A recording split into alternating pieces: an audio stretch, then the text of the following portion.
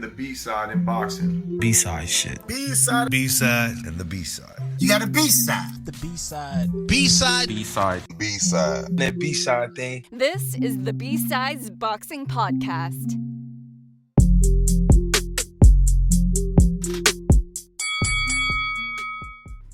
Oh no, Drip's not here. Sad times. Very sad times. It's just me and you hanging out, which tends to be too agreeable. Yeah, Drip does tend to pull us out of our weird little Yes, he does. side. Before we get into anything too important, I got all my October boxing tickets. So Ogawa did send me a letter again. And this time I even got an English note on the outside of the envelope with a little smiley face and some drawn-on squiggles. And Punchburger, Tsutsumi, sent just a really short, if I'm translating it correctly, it just says, champion I will be, or I will be champion, I guess. But it's on pink bunny and flower stationery.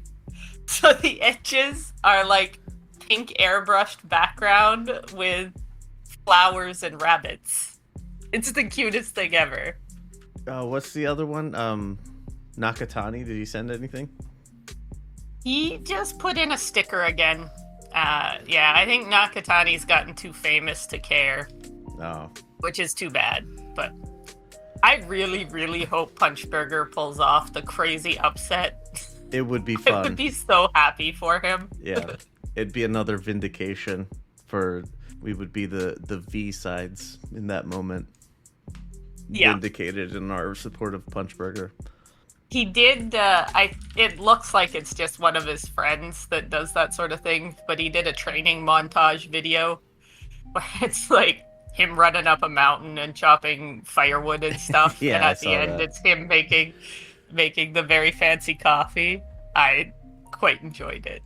All right. V-sides, B-sides, B-sides boxing. That's what we're here for. Let's get into the business. Well, since Drippington isn't here, can't really talk too much about the UFC stuff going on. So we'll just, UFC 309, Stipe Miocic versus John Jones for the title.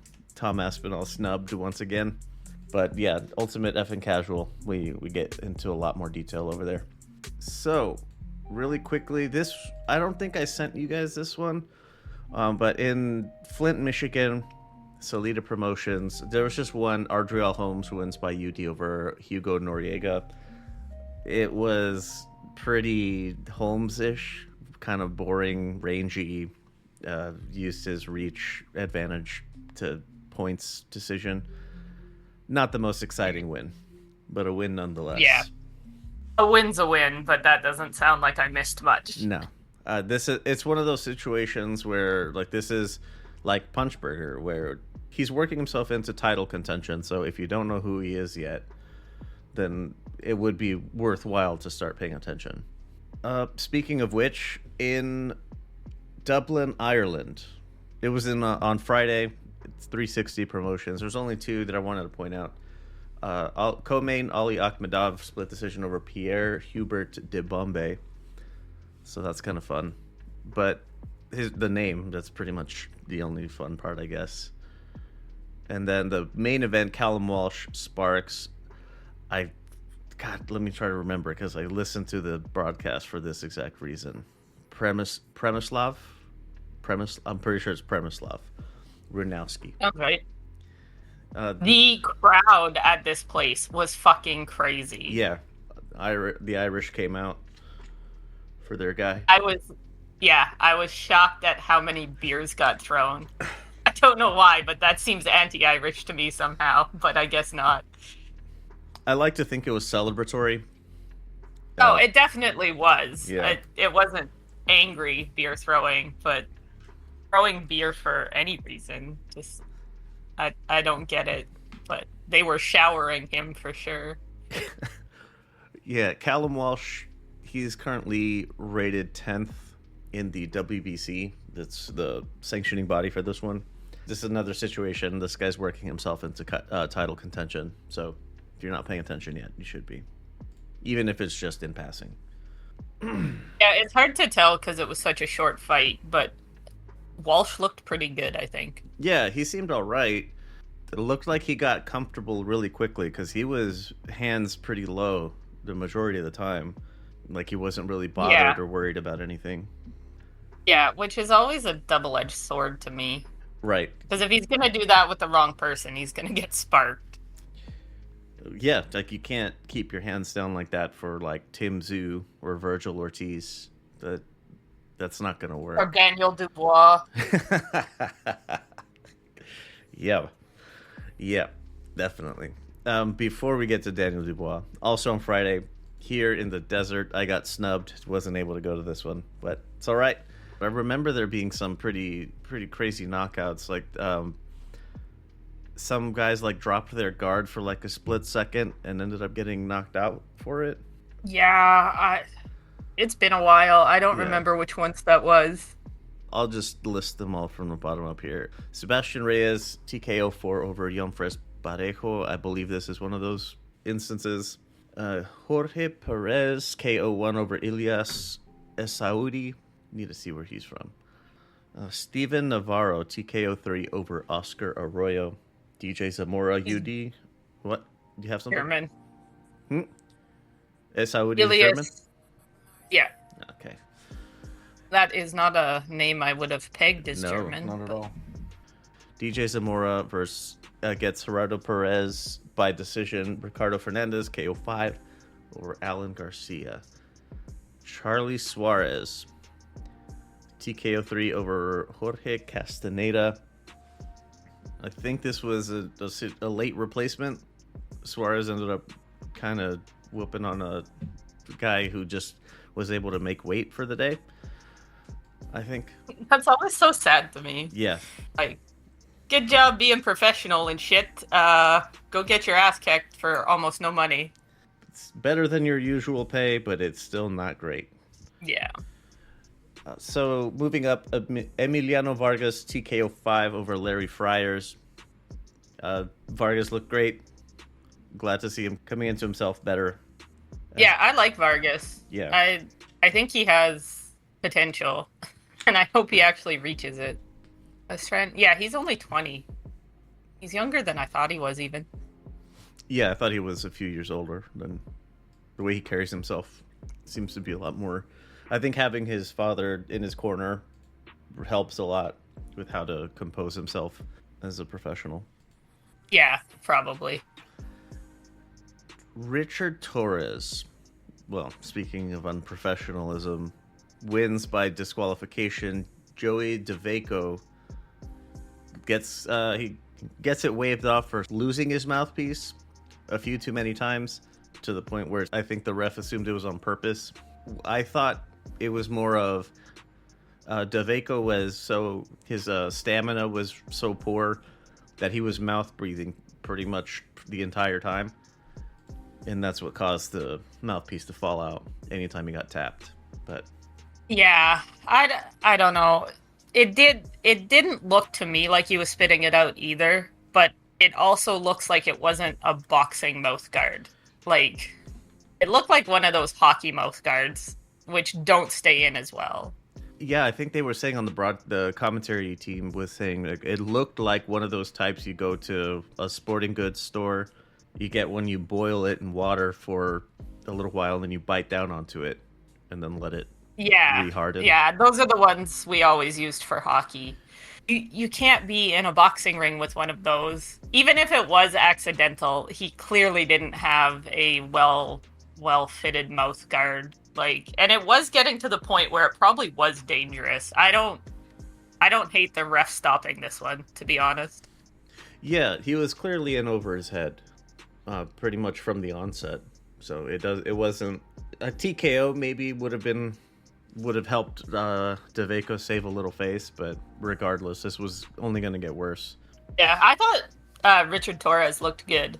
I was happy. Yeah, I like this kid. Yeah, he was working the body really well, which I think contributed to the mouthguard situation. So yeah, he's continues to look good. So he's still at heavyweight though. Still, he's like 6'2", which is tall by any other measurement. But at heavyweight but boxing, not for quite. boxing. Yeah, not quite so much for boxing. Do you think he could get down to cruiserweight? I know cruiser's not a very big division, but he'd have a better chance, I think. Yeah, I think he could, because he's usually around 220 to 230, if I'm not mistaken. That's his usual weight range. Yeah. So it's not that bad. And he's not, like, fat, but he's not cut either. Right. Like, he could lose I don't a little know. bit. I don't know where his career's going. I hope it goes well, but I agree. I think he's too small for real heavyweights. I don't know. Bridger weight maybe could use a face in it besides Lawrence Okoli. And Yeah. I kind of feel like Torres is a better personality than Bridger weight. I don't know. yeah, Maybe that's unfair, but it seems like a waste of like an entertaining, polite young man. all right.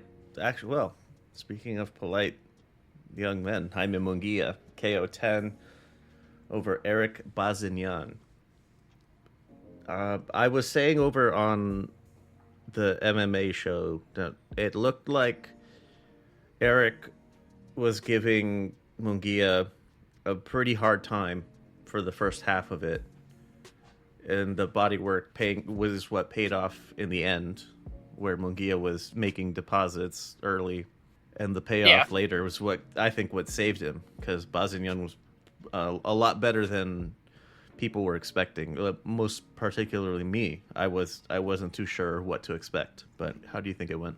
I knew Bazinyan was good, or I thought he was good. But I think Munguia looked good. I'm glad he didn't take like a bounce back fight. Or I guess maybe lots of people consider this a bounce back fight, but I knew Bazinyan was going to be dangerous. So I'm still on the Munguia train. I don't really care that he lost to Canelo. I think he is what he is. Yeah. We were saying this with Berlanga. Is the loss to Canelo not being a problem? It seems like it plays one way or the other, like depending on who it is. Like for Berlanga, it doesn't get the benefit of that, whereas Munguia does, and I don't know, like Charlo doesn't. The difference to me is I really do think Munguia was really trying. We talked about how Berlanga kind of coasted at the end, and he never really went for broke, and Charlo was just fucking embarrassing. Yeah, Charlo was... That makes sense, yeah, because Charlo did, like, nothing. Charlo did not try and win at all, ever. I think Munguia tried, got a little frustrated and confused, and then really tried again at the end, but he couldn't win. So that's the difference to me. And after the fight, Munguia seemed not super upset, but a bit disappointed. Whereas Berlanga kind of seemed like that was the plan all along. I don't know. It's just more their attitudes. And maybe I just didn't understand what Munguia was saying, but... No. And the interpreter. You're right with the disappointment thing, because that's what he was saying, that he was disappointed with himself, that he was trying his best, but that it wasn't enough, and not just that it wasn't enough to win, but he didn't deliver what people would expect from him, like the aggression, the pressure, that type of thing. So he felt like he let everyone down as well.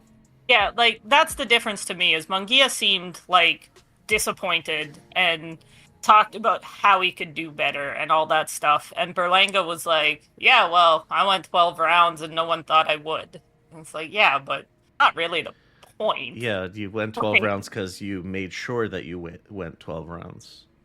Yeah, Berlanga didn't, in the post-fight press conference, never talked about what he would have done different or what he was even trying to do. Like, none of that really factored in. He was just, yep, I was in the ring with a legend and he didn't stop me and I'm happy. But Munguia was like, I know my fans wanted more and I could have done this, but I tried to do this and it didn't work. And then, I started getting beat up or whatever. It's been a while. I don't remember exactly what Munguia was saying, but they had different attitudes, I think. Do you think that anything from that loss translated into this?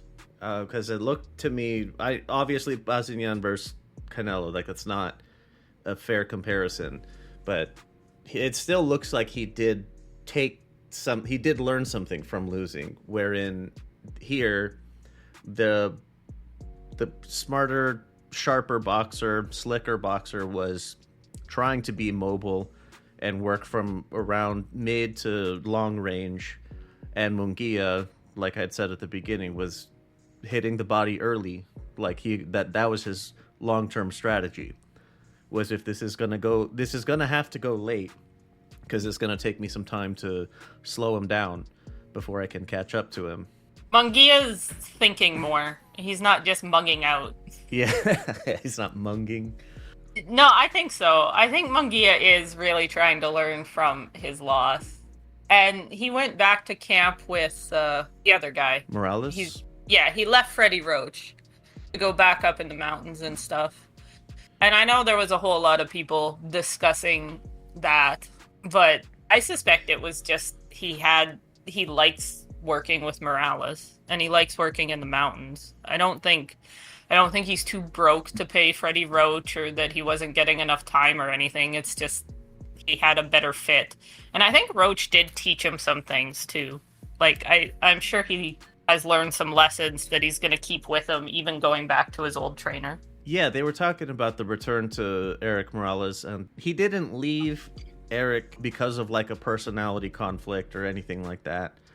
He picked Roach because, he's a legendary trainer. So, of course, you're going to try to get into that kind of camp.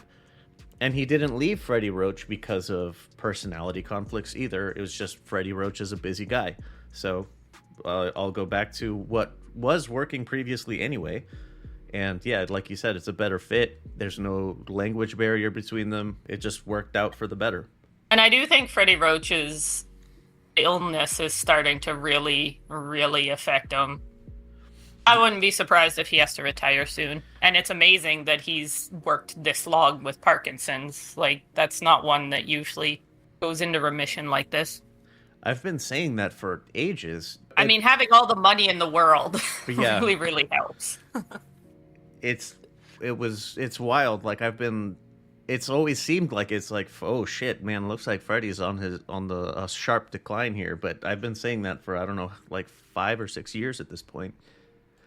And he's still kicking. So yeah, money helps, of course, but it's still very cool to see him. Yeah, I would love to know what crazy treatments they've had him on. It's just that Cali Kush. That's pretty much it. Moving into Saturday, September 21st. From the bottom up, Mark Chamberlain is defeated by UD. Josh Padley gets the win. Congratulations. Nice.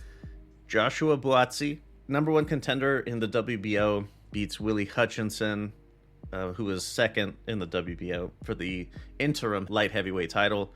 It's a split decision. If I recall correctly, this one was this competitive? I'm pretty sure it was. I honestly missed this one. All right.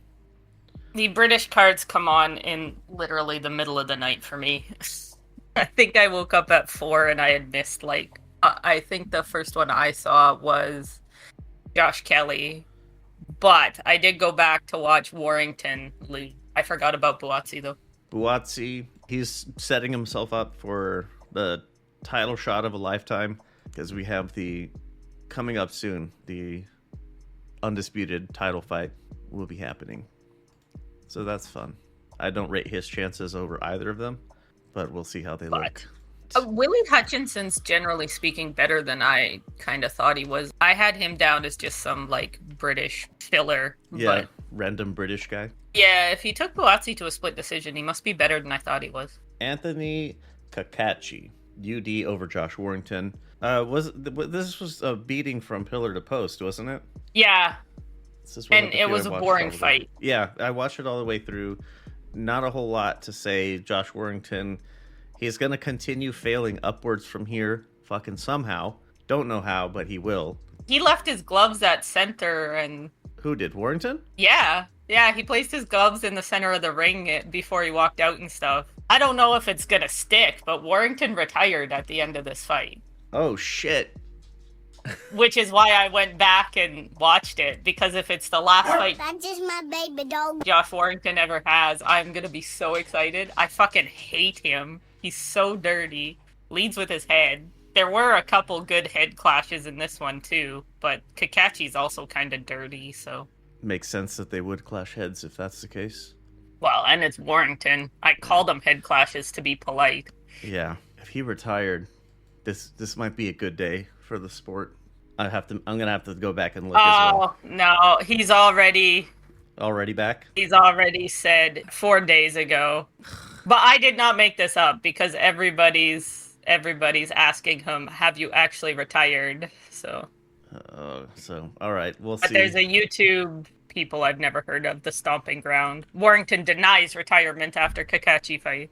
Fuck, I was so excited. I thought we were done with him and his bullshit. I was hoping that was the case. I don't like Kakachi either. Do you? Do you like him as a champion? I'm not sure. His win in the first place was questionable. Kind of dirty. Yeah, and then this, like, he didn't really show a whole lot that would make me think that he has.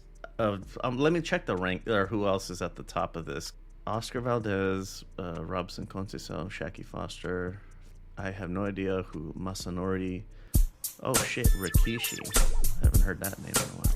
I don't think super featherweight's like No, that's why I was wondering. full of talent, but Navarrete's here as well. He's going to be fighting Oscar Valdez. Albert Batirgaziev. No idea who I the have top. no idea. Yeah, Andres Cortez. Where have I seen you? Whatever. But like, With a I weak think division most like of these this, guys are better than him. yeah. Still, with these, the crop isn't that hard for him to still be a part of it. At the top, I mean. Yeah, I guess. That's really the only thing. I don't like him. And Yeah. that's not a good reason to not have him on the list or anything. I don't like him. I want somebody to come and take his belt away. Well, just have him fight Robson Conceição at the Prudential Center. But like, Lamont Roach is better than him. I think Cordina's better than him too, if he hadn't got hit on the break like that. Cordina's got a weak chin, but Navarrete's better, Valdez is better, Oshaki Foster's better. Yeah, Charlie Suarez looked better in his win on the top rank card. Even though it was a late replacement, he still looks like he has some good upside. Yeah. Somebody needs to go and beat Kakachi for me. Hamza Shiraz, first in the WBC, TKO2 over Tyler Denny, who is rated 10th. This was for the EBU middleweight title, European Boxing Union. Shiraz, just marking time until he gets his title shot, it seems like. Yeah. It wasn't a very hard fight, I don't think. Tyler Denny was on the come up in the British scene, but like, doesn't really feel like that's saying a whole lot. This was like British fan service a little bit. Yeah. Moving up, Josh Kelly, majority decision over Ishmael Davis. Please go away, Josh Kelly. Yeah, this was a boring fight too. You know what wasn't a boring fight though? Daniel Dubois. Holy shit, was this not a boring fight? Not- This was amazing. Not boring at all. Daniel Dubois, the IBF heavyweight champion, the email-ish champion, I guess, gets the stoppage in 5 over Anthony Joshua. I don't think he's an email champion anymore because he beat the shit out of Anthony Joshua, and it was pretty fun. I saw people on the internet talking shit about his walkout outfit, and I was like, no, this is a Mike Tyson walkout fit without ripping off Mike Tyson too much. And Dubois looked locked in and stuff, and I was like, oh shit, Joshua might be in trouble. And then he was quickly, like, Dubois came out fast. Yeah, he did. The problem started in the first round, and we were on the Ultimate FN Casual. The way that I think Nathan was describing it was Anthony Joshua got in trouble in the first, and it was just downhill from there. And it was already a hard drop. Like, Dubois was not fucking around. he came out and he rattled Joshua, and Joshua's chin is suspect. Like, Yeah. it's really not that good. And I think he was on Queer Street the entire fight. I think he got rattled early, and he didn't really know where he was or what he was doing. And what the fuck was Joshua doing defensively? Like, he never once had his hands up where they should be. Dubois was just landing everything up top because Joshua had his hands at his chest. Like, what the fuck are you doing? Do you think he overestimated or underestimated Dubois? I think so. I don't think anyone expected Dubois to come out like that, Yeah. to be honest. It's a good strategy with Joshua, though. He doesn't really deal with swarmers very well. Like, Andy Ruiz showed that. Yes, he did. And once you get him rattled, he doesn't recover. Joshua has not good recovery. I don't know what other word to use. Like, his passive health regrowth is very, very slow. Right. Yeah, the pressure from Usyk also kept Joshua like on the back foot both times. Yeah, I don't think Usyk really ever got him super rattled, but Dubois hits hard. I bet you Joshua doesn't remember anything past the first round of that fight. I think he's had one too many concussions, and he's starting to get them pretty easily during fights, is my uneducated opinion. Do you think this is the end, though? Because that's what we were talking about over on Casual, that was what we said What do you mean beforehand. by the end? Is this the end of, like, high-level boxing for AJ? I don't think he's going to win a title again. I think the code has been put out there, and I think people can beat him now. Because before the fight, we were saying if Joshua loses, that's got to be wraps on his career as an elite professional.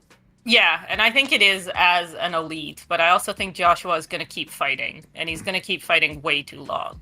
He is a name value person. He'll command high salaries against whoever he wants, really. Oh, for a while, and he'll bring people into a stadium. Yeah.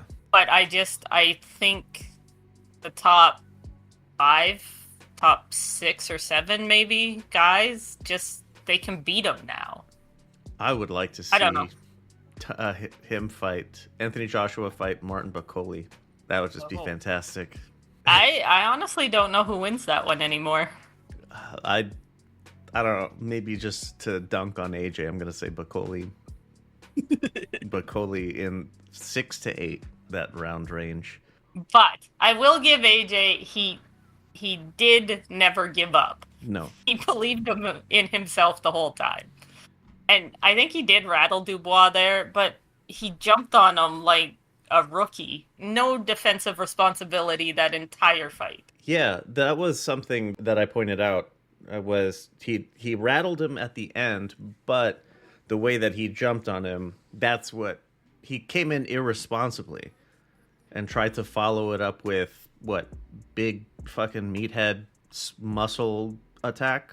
I don't know, but whatever it was, Dubois saw right through it. It was not smart. Yeah, and the counter was just a fucking peach. Everybody was saying Dubois has no chin, which I think is bullshit. Yeah, I do too. I think me and you agreed on this before the fight too. Dubois has a chin, and he took a couple big hits from AJ. It was never a question of his chin. It was a question of his intestinal fortitude, his heart, the dog in the fight kind of thing. Like that's what I felt he lacked. Yeah, and everybody did, and maybe that's still in question. I was really upset with fans after they questioned that over his broken orbital.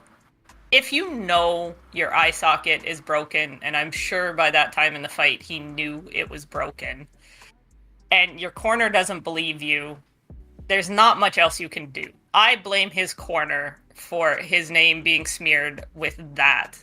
I don't think that's quitting. I think that's being smart and living to fight another day with the broken orbital. But I also think his corner should have stopped it for him. Yeah, that was one of those. He was telling them that his eye was fucked up. And his corner and told they him just to push. kept... Yeah. Yeah, And that's not cool. A broken orbital can take away your sight, which means no more boxing. or it should mean no more boxing if the doctors are doing their job. Right, and you don't get So medically I don't cleared. blame him for that one. But what was the other one? Everyone said he quit against Usyk, right? That one I did kind of question. His intestinal fortitude, as you put it. Yeah. But he has a chin. Thinking on it, for the eye socket situation, so what's the difference between Billy Joe Saunders and Daniel Dubois? Well, Billy Joe Saunders was chatting a lot of shit, and then he ends up quitting, and that's why. Well, and his corner quit it for him. Yes, and but yeah, that makes a big difference in the fans' point of view of things. I think if his corner had said, "No, your eye's fucked, we're not letting you go," nobody would have said anything, especially when it did turn out to be broken. But because Dubois had to take a knee in the ring himself, everybody talked shit for, what's it been, 4 years? Yep, close. Very close to 4.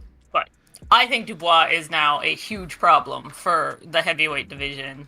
Usyk, Fury, they're rematching at the top.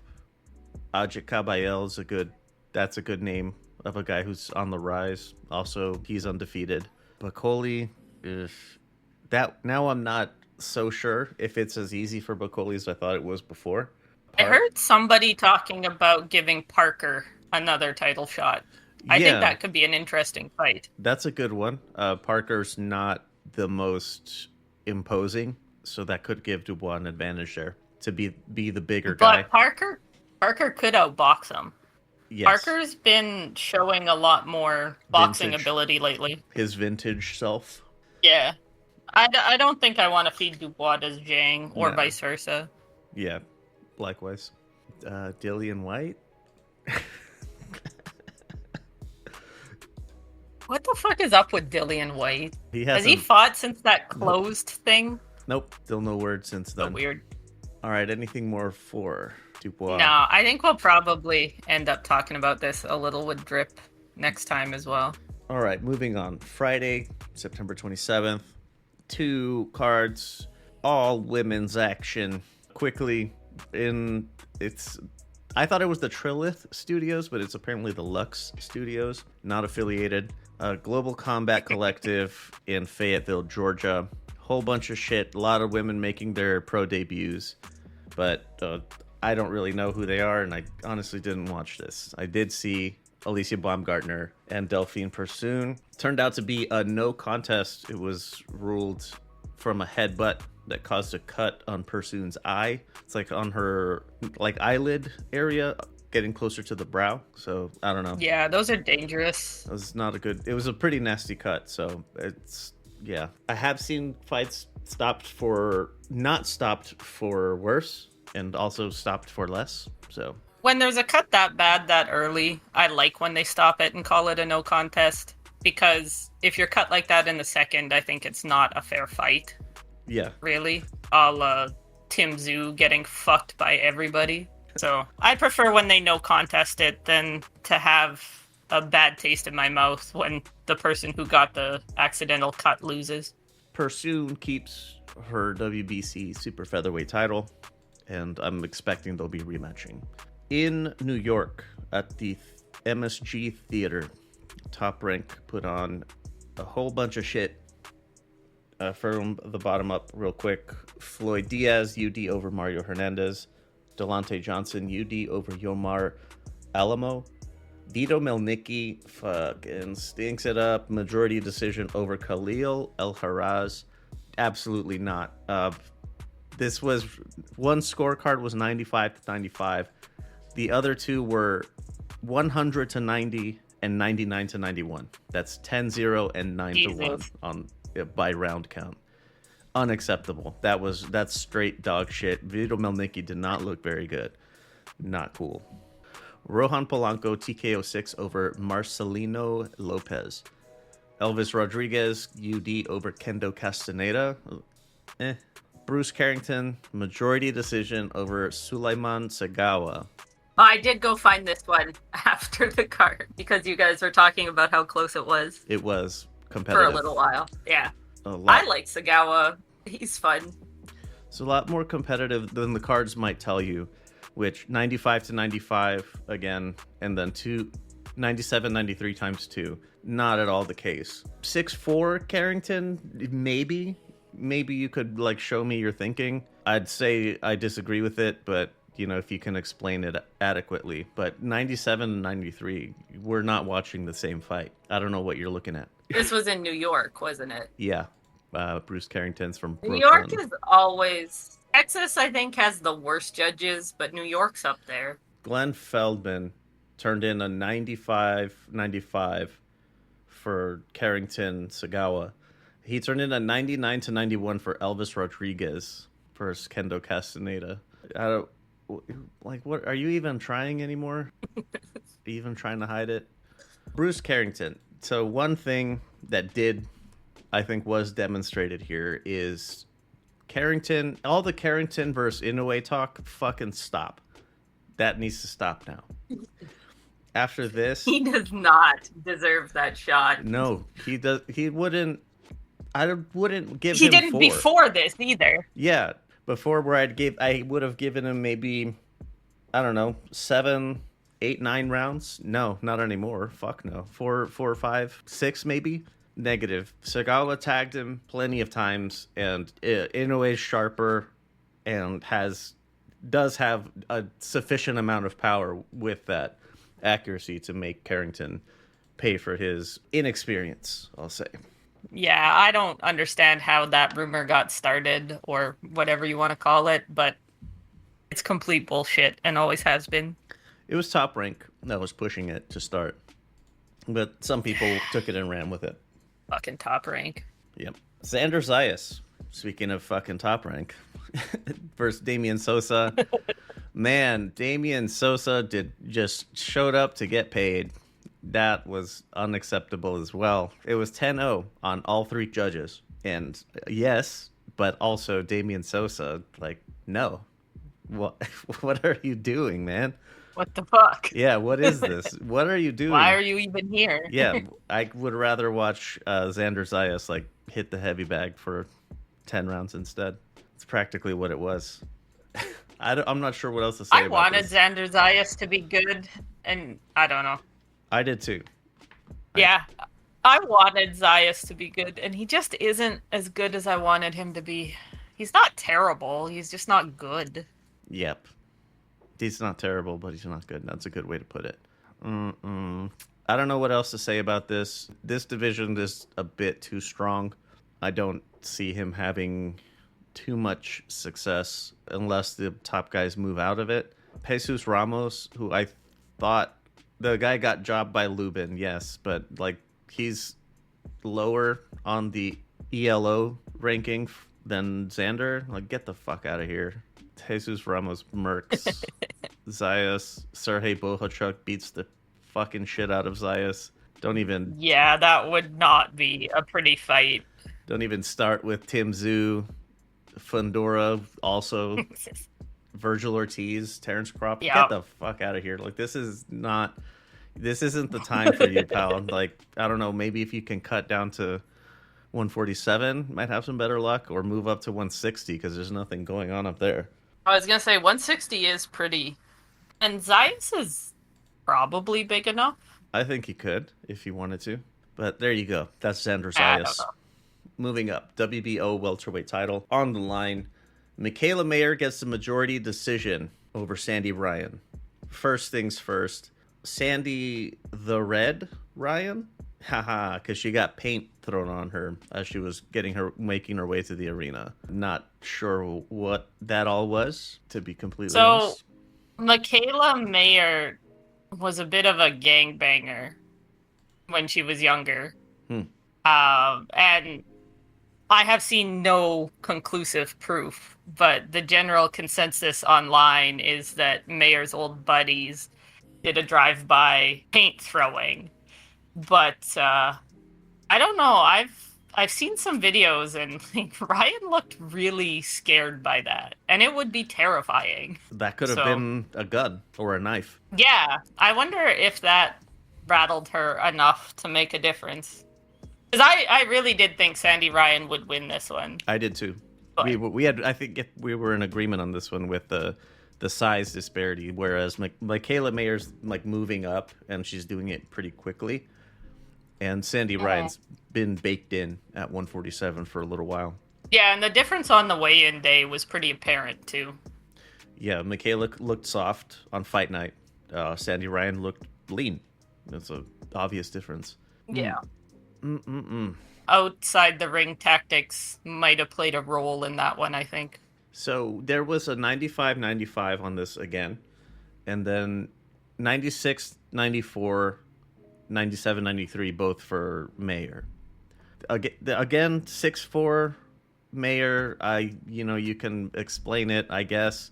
But coming into like the later rounds towards the end, it was like I don't see Mikaela Mayer really winning this. It was a question of, does Sandy Ryan's less frequent but more impactful punches win the round, or does Mayer tagging with combos that don't seem to be bothering Sandy Ryan all that much?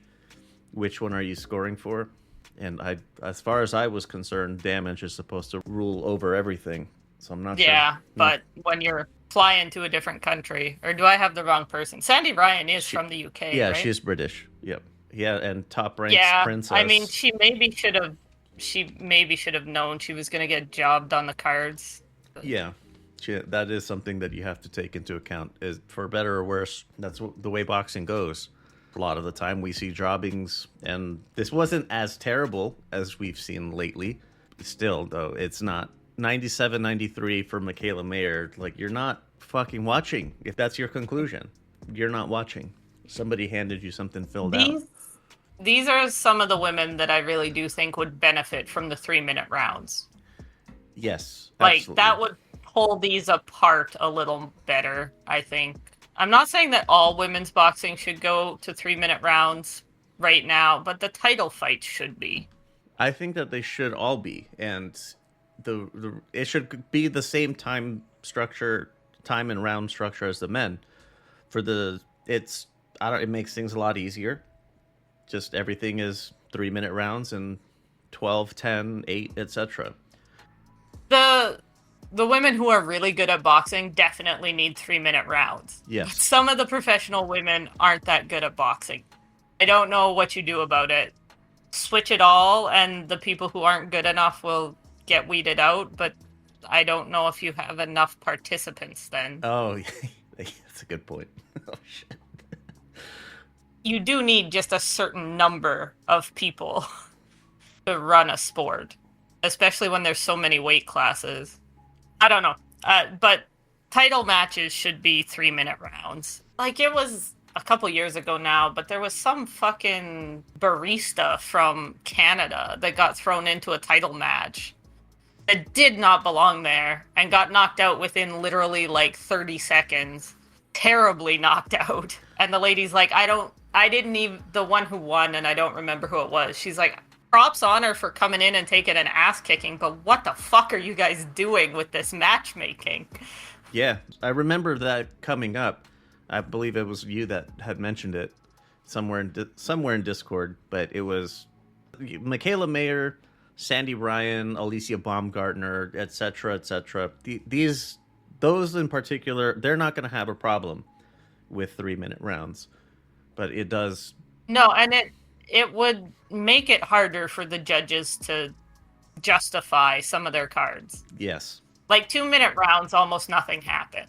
And you could improve these ladies' skills too, because 2-minute rounds isn't really enough time to set up traps and stuff. But some of the women that are just starting definitely wouldn't fight if it was 3-minute rounds, I think. I don't know. I think it's complicated, but title fight should be 3-minute rounds. Yes, I agree. If nothing else. It's one of those, like, women are already struggling enough in boxing for recognition as it is. So making the time and rounds shorter and smaller, it doesn't help. Yeah. Like, instead of having 12 2-minute rounds for title fights, have 10 3-minute rounds. Yeah, and that's a good incremental start. Just add the extra minute in the beginning. Because I do think some of those grassroots, I don't know what the right term is, but A lot of the women still aren't getting real trainers either. Like, I don't know. Things need to change from the bottom up, but I think you kind of force it from the top down. Moving on. Saturday, September 28th. Let me go from the bottom up of the stuff that I have. George Ladard, TKO in the 5th over George Davey. 2 Georges. Fun. Josh Babb, referee points decision in 6 over Kevin Majid. Oh, what is this? Jimmy Sains? I believe it's Jimmy Sains. TKO 2 over Omir Rodriguez. I didn't have previously Galal Yafai TKO 3 over Sergio Oliva. I always get the Yafais mixed up. Which one's Galal? I think the one that they want to fight Sonny Edwards. The one that did not get knocked out by Roman Gonzalez. Oh, okay. The younger one? Yes, the younger one. Okay. Because I was going to be surprised that he was still fighting. But younger one. He's 31, and he's... Yeah, but... Goodness. Moving up. Peter McGrail, KO2 over Brad Foster. It was a body shot stoppage, so that's kind of fun. I love body shot stoppages. Yep, they're the best. In the main, Terry Harper gets the win by decision, takes Rhiannon Dixon's lightweight title. I don't know what to add on this. Just, there you go. That's what happened. Terry Harper is another one that could do 3-minute rounds, for sure. I'm sure Dixon could as well. I don't think I know which one Dixon is. Yeah, I don't recognize her. From Cheshire. I don't know, man. I'm on the fence with Terry Harper. I feel like she's past her prime, but if she's still winning, I guess. Gonna stay in the UK. All right, moving into... I guess she's only 27. I thought she was older. Terry Harper is 27? That's what BoxRec says. Wow. Yeah. Maybe she's not as old as I thought. Like, I thought she was old, and she has been fighting for a long time, though, I guess. That's what I was thinking. Was I've seen her name around a lot. All right, let's move into previews here. Friday, October 4th, at The Star in Sydney. It's in Australia.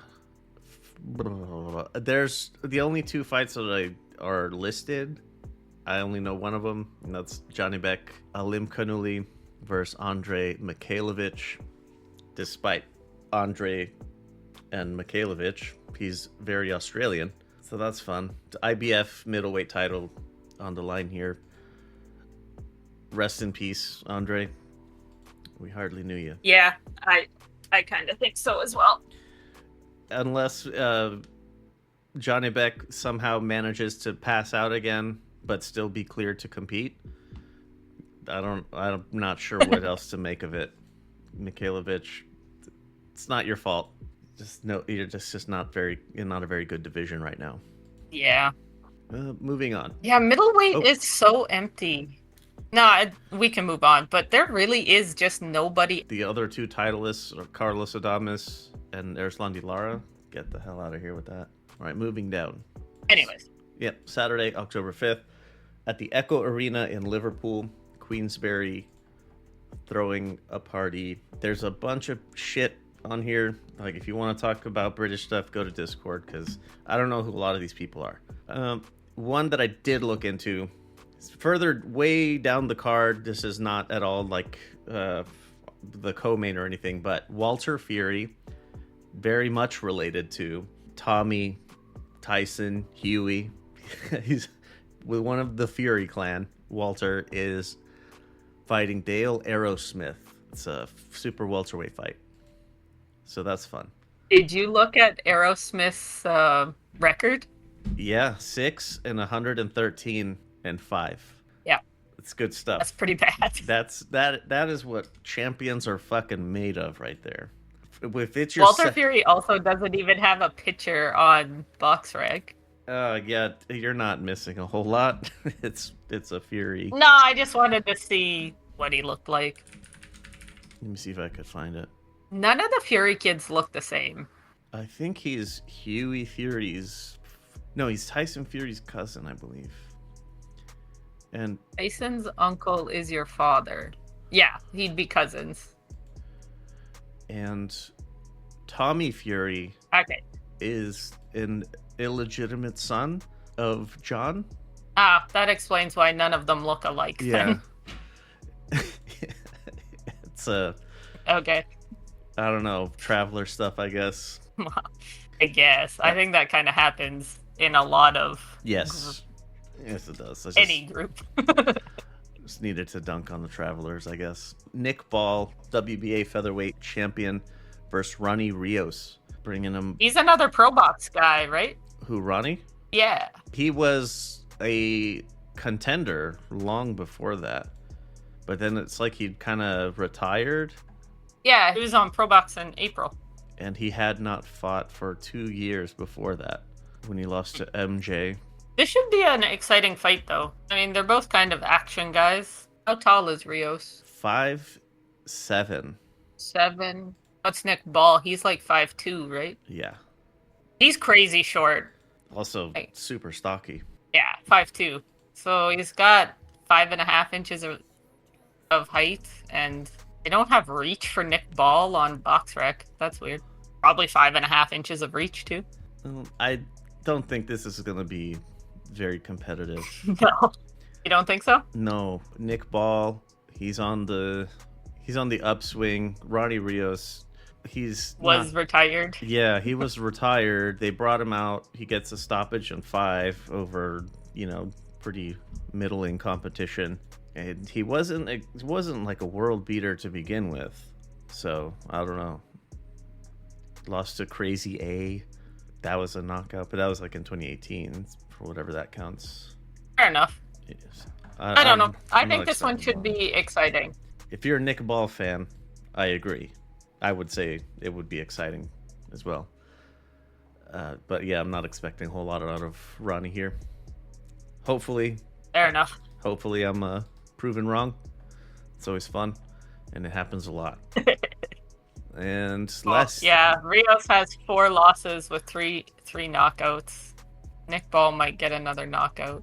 and Ronnie Rios has a recognizable name in some circles, so it'll count for something. All right, last thing. In Tokyo, Taken Promotions at the illustrious Korakuen Hall. Man, I really want to go here. I want to go to a fight at Korakuen Hall. You should. It's a really cool little place, and it's not very big, so every seat is good. I'm excited. I bought tickets for this one. All right, so who do we have? It's a lot of like Japanese people. If you want to talk about Japanese jobbers, again, much like the British jobbers, go to Discord. Somebody there will most definitely oblige you. Kenichi Ogawa, though. Yeah, this is the one I'm excited for. Versus But Alan Alberca. they got him so far down the undercard, it makes me a little sad. I also don't know who Alan Alberca is. BoxRec doesn't always have the correct order, so it's possible he's higher Yeah. up. I don't think he's the co-main. Yikes. That's Even a on the problem. posters, they have him in the center, but he's like small, and the main event's the Bigger outside. Yeah. So, yeah. Yikes. I think Ogawa is getting slowly retired, Phased out. but I'm gonna go watch him anyways because he's exciting. And he writes He also sweet love puts letters notes. in. Yep.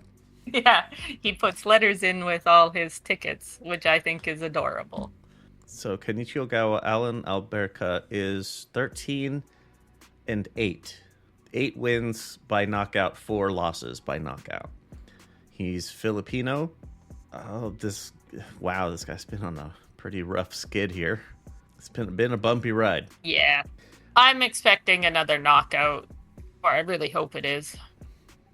The last Ogawa fight was in Korakuen Hall as well last year, and I think it was like a 4th round knockout or something. It's a UD. That Marvin Izquierdo was a UD. The one before that was a 5th round stoppage. No, I saw the one in September. I must have watched the other one on TV though. Anyways, I'm still excited. I think it's going to be fun. I hope he's not being fucking written off. 'Cause moving up to lightweight, it's a bit rough. How old is Kenichi? 30? Wait, doesn't say. I don't know. He's not young. No. Moving up to lightweight. Tank, Shakur, Shrimp, Zepeda. He's 36. 36. Oh my goodness. That's pretty old. Yeah. Lomachenko's in that age range, so that's fun. Murataya, yikes. Parenchik, also 36. Man, this is a rough division to be in. Yeah. I wonder if he just didn't want to do the weight cut. Yeah, not for a not major opponent. It's possible. He's kind of gone up and down a little bit throughout his career between those two weight classes. See what happens, but I'm excited to watch him again. And then the headline on this one should be pretty good too. It's Subaru Murata versus Kaito Yamasaki for the WBO Asia Pacific Super Bantam belt. Subaru Murata's, I've seen him at least once before, and if I remember correctly, it was a knockout. 7-0, 7 knockouts. Yamasaki is 9-0 with 5 knockouts. It should be good. Yeah, looks like it will be. Yeah, I don't think I've seen Yamasaki before, but I've definitely seen Murata. Yamasaki's from Osaka. Oh, that's not going to go well. It might be a bit of a crowd.